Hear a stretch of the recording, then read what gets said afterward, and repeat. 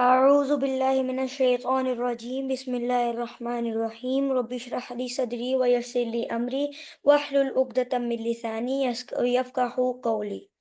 Assalamu alaikum wa rahmatullahi wa barakatuh, dear brothers and sisters and the elder people.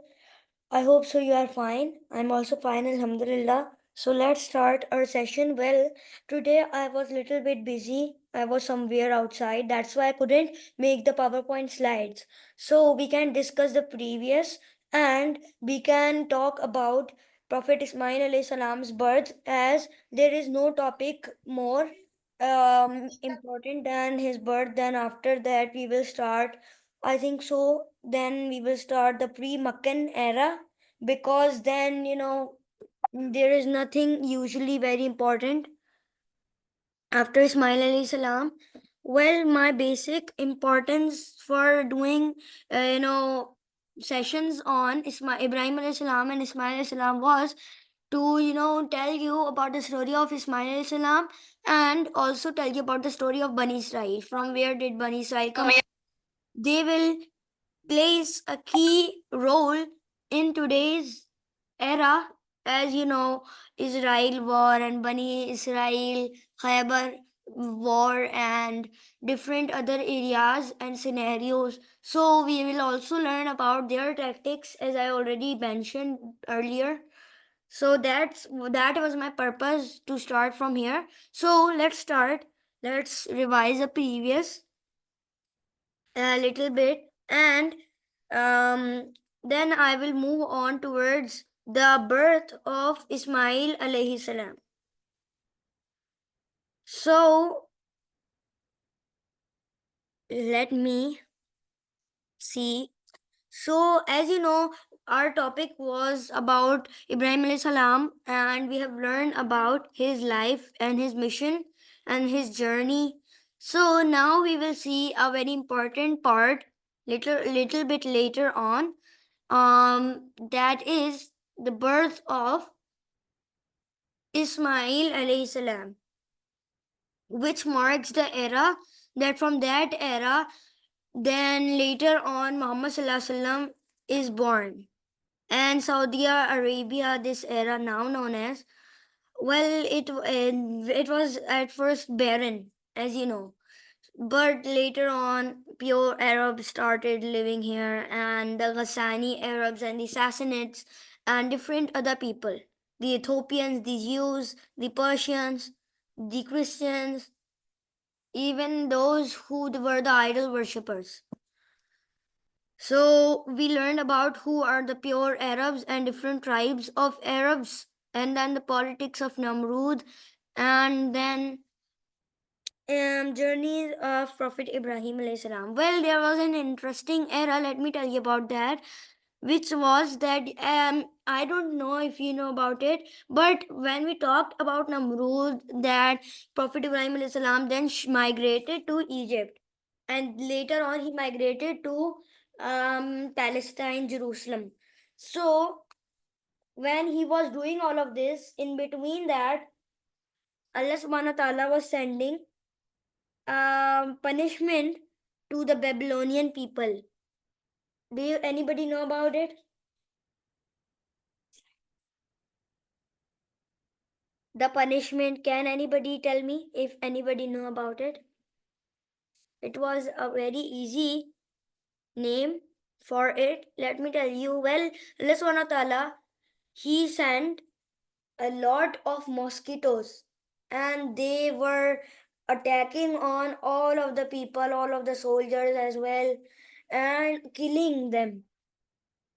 Mosquitoes are very small, smaller than our finger or our nail, and they were killing the people and the soldiers. Well, there are some sources which also say that Namrud's death occurred by a mosquito which entered from his ears or from his mouth and went into his brain, and till 40 years he had the headache, and after that, with headache pain, he died. Does anybody know about this? जी जी बिल्कुल. So I this guess was the uh, punishment, and at the same time, Lut alayhi salam's people were also getting the punishment. They were Ad or Samud, I don't remember, but they were also getting the punishment. They were being stoned by the angels, and the angels took their land, piece of their land, took it on in the sky, and then placed it on the opposite side, and all of them died. And there was a rain of rocks as well on them, with their names written on the rocks as well. So these were the things, these were the two events occurring at that time, two main events: the killing of Namrud and his people who were on the falsehood side, and the killing of, I think so, Samud or Ad, I don't remember, Lut alayhi salam's people. They were also killed at the same time because they did far more bad things. If you know about them, I hope so. So these were the things as well. So these were the basic things. Let me start our new topic, which is the, birth of Ismail alayhi salam. So, well, while Ismail alayhi salam's birth was there, so Ibrahim alayhi salam was commanded by Allah to leave Hajra alayhi salam in a barren desert, which at that time didn't had a name. We can say it the pre-Arabian era. So he got this command by Allah subhanahu wa ta'ala, and then he started his journey to this land with Hajar alayhi salam, and couple of food supplies he also took with him. And when he reached that spot, so he rested, prayed some namaz, and then when Hajar alayhi salam was sitting under a tree, so she suddenly saw that Ibrahim alayhi salam left some food and was going back with his camel. So she ran towards him and asked him couple of times that where are you going? Why are you leaving us? So he told Allah commanded me. So she said, if Allah commanded you, so maybe Allah knows better than me what is good for me.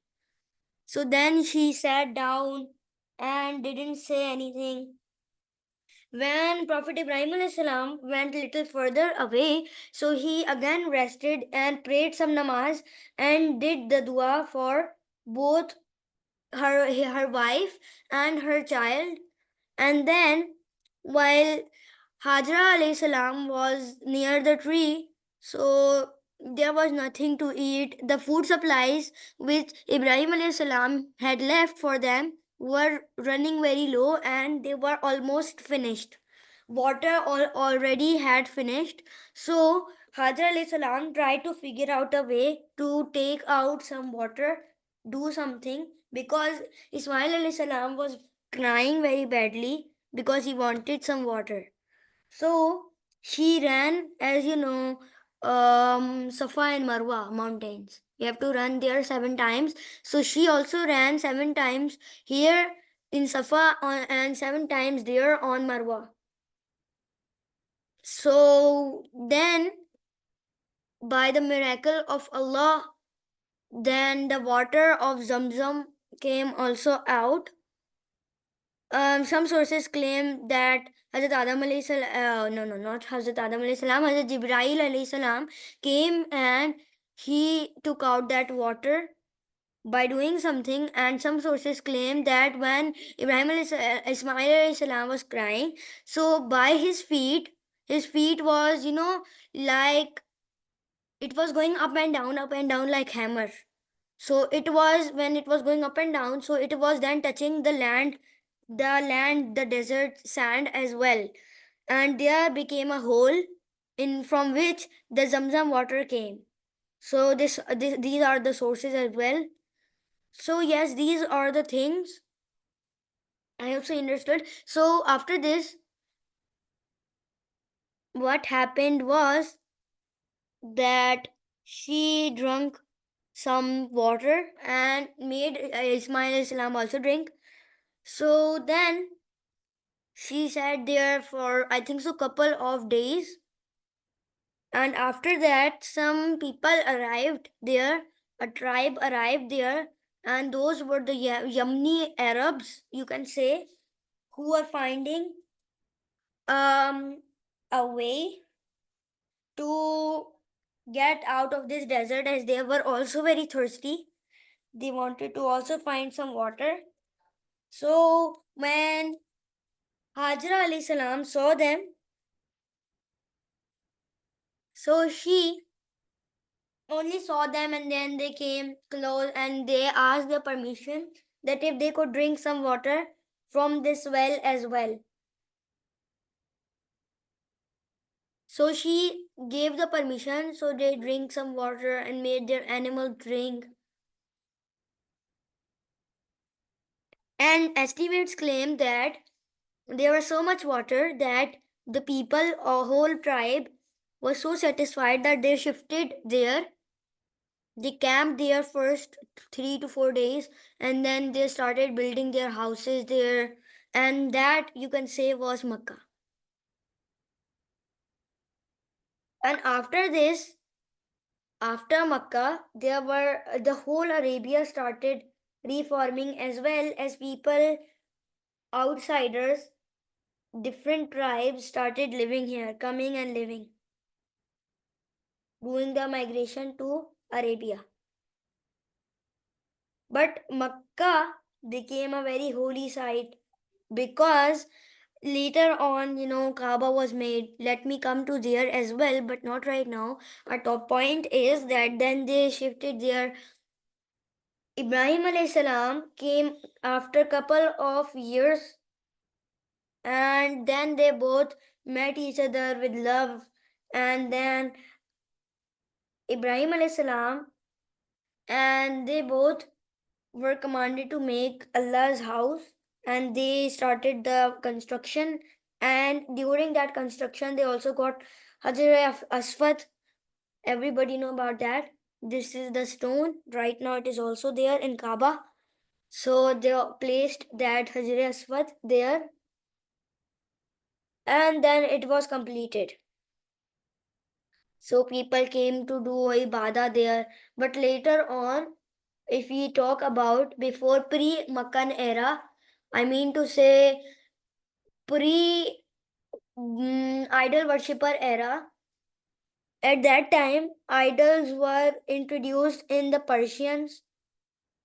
Christians already had Isa alayhi salam. They were Orthodox and the Catholics. So they were not worshipping the idols, but the Persians were doing.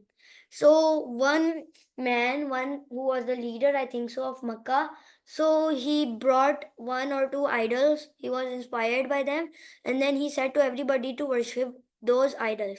And they made this as a rule that everybody will worship this. This is our God. It gives us everything we want.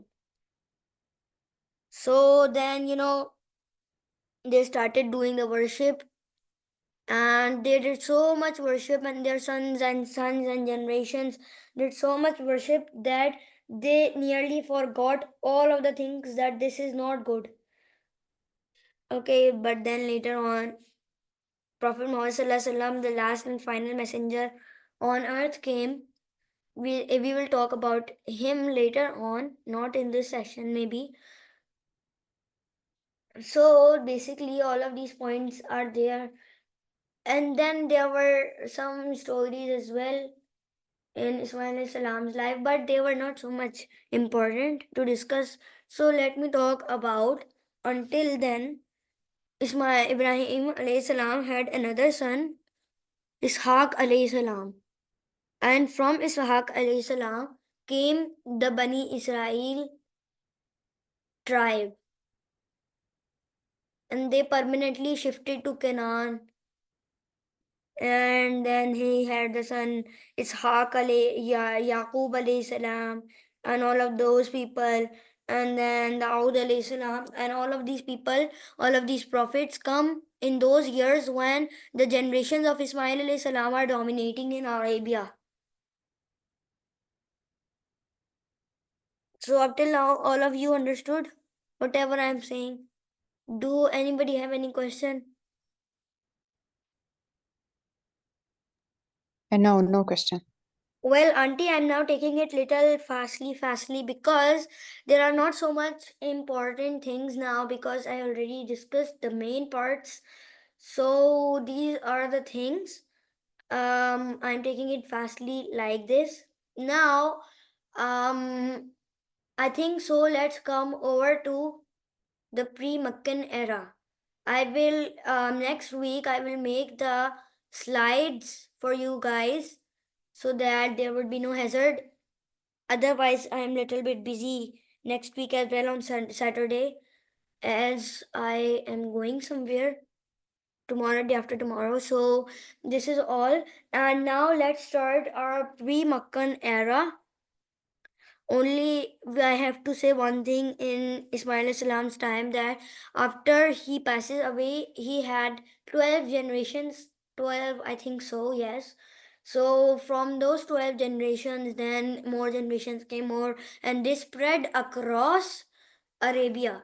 The whole, Arabia was filled with other different parts of their generations, and every area had its own culture, its own thinking, and different other things.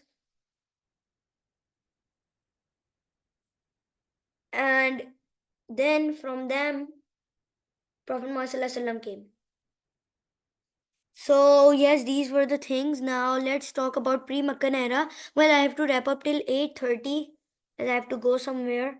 So, till then, let's talk about the pre Makkan era. So, what happens that until pre Makkan era, if we talk about Ismail alayhi salam, from Ismail alayhi salam generations till pre-Makkan era, there are so much bad things adopted by the generations that they are very hard to take them out. But Prophet Muhammad sallallahu alaihi wasallam does that by his character, by his good things, by all of the truth, as he was known as Sadiqul Amin.